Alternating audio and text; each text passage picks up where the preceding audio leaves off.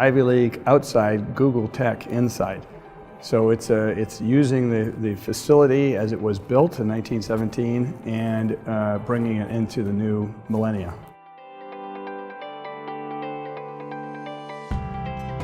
Our business education is radically different than it is in any other business school because we focus so much on the liberal arts philosophy and theology, making sure these students understand the world that we are living in and why business is a noble vocation, it's an important vocation, and not just about making money.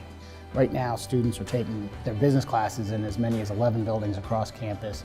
With the growth we've had in recent years, our faculty don't fit in the current McMahon Hall that we're occupying. So we've actually traveled the country to go look at best practices, other business schools. We've been up to Harvard, MIT, people who are doing cutting-edge work in classroom furniture and office space furniture to really go out there and survey and see where the best practices are. We had to allow for first different pedagogies of teaching, anywhere from kind of traditional lecture to interactive learning that would include ice spaces where people can get away by themselves when they have to have heads down and study time individually, and we spaces when they're coming together in various formats to enhance interactive learning with each other.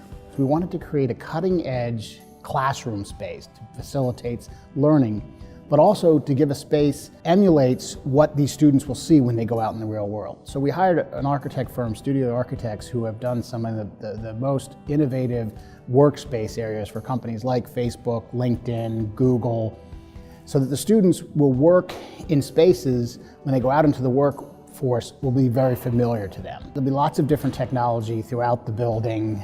And obviously for our finance students, we'll have a finance lab that'll include Bloomberg terminals. The exciting thing about Maloney is it's built across the street from Monroe Street with residential, retail, apartments, whatever you want to have there is there. It's a multi-use, and we're right across the street from it.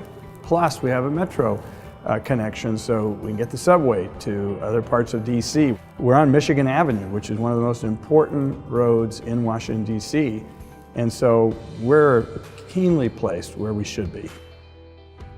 At the center of that, within this facility, will be a beautiful chapel in honor of Pope Leo XIII, who, my understanding, did in fact write the St. Michael's Prayer.